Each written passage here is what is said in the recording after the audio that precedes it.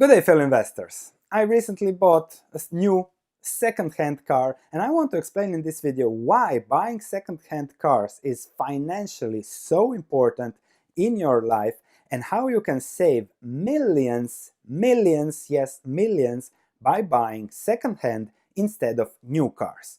This is my new car. Let me show you a little bit the car first, and then we'll dig into the numbers and show you how you can really save millions. So I bought this car, it was 6 years, now it's already 7 years old. Why did I buy this car? Because I like to drive comfortably, I have a family, I need space in the back, I don't like noises when I come back from a trip, I like to be rested so that I can do better stock market research and better videos, and this was the car we picked because it fits perfectly what we need for the long travels we do. Just came back from a 3,000-kilometer ride in 4 days.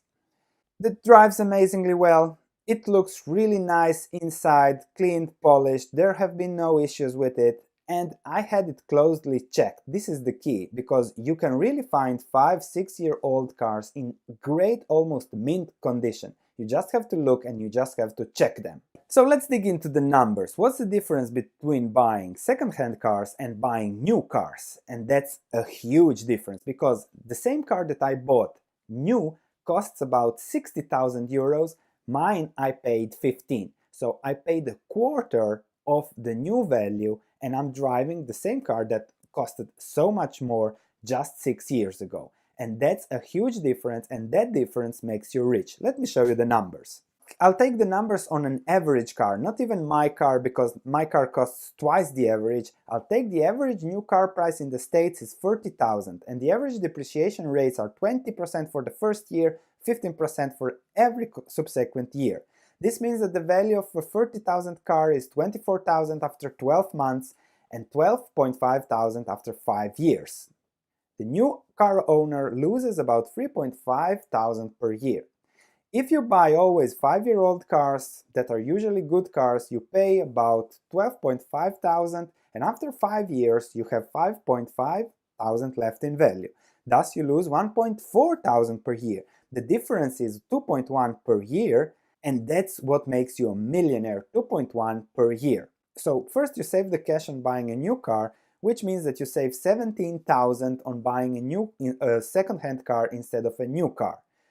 Plus, you add 2,100 to the savings on a yearly basis. And let's say you do that over 35 years and you manage to get a nominal return of 10%, you get to 1.07 million after 35 years.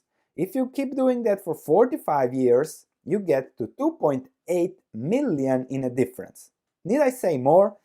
So, that smell of a new car, that powerful feeling of a new car, is it worth 2.8 million in your lifetime? Can you spend 2.8 million or a million in a different way? Can you retire 10-15 years earlier by driving a nice second-hand car? That's the question you have to give yourself an answer. I can't help. Some people prefer buying new cars, but I consider that irrational if you don't have so much money that you don't care about where you spend it. If you have options when spending, then buying a new car is an irrational thing to do. Better buy a little bit older cars, because you will save so much money and you will have so much money over for other things, which might be more important than the smell of a new car.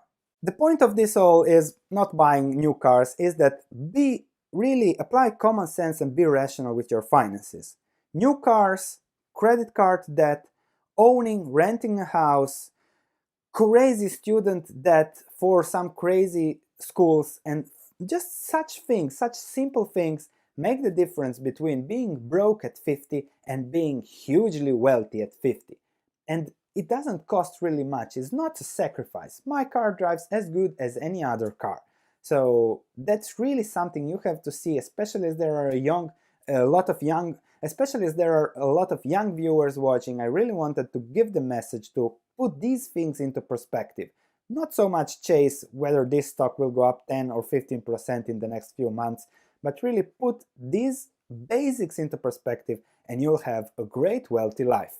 Just to finish, $2,100 per year are not that much, $175 per month or $6 per day. $6 per day, the difference is millions in a lifetime. So think about those $6 and how really easy it is to get to somewhere over the long term. People usually want it now, but if they just think over the long term, everything in investing, in finances, in wealth, in success, in life, in business, in studies, everything changes if you just apply the long term. To finish with Anthony Robbins and my favorite quote, people overestimate what they can do in a year, but underestimate what can they do in 10 years. Thank you for watching, looking forward to your comments, and I'll see you in the next video.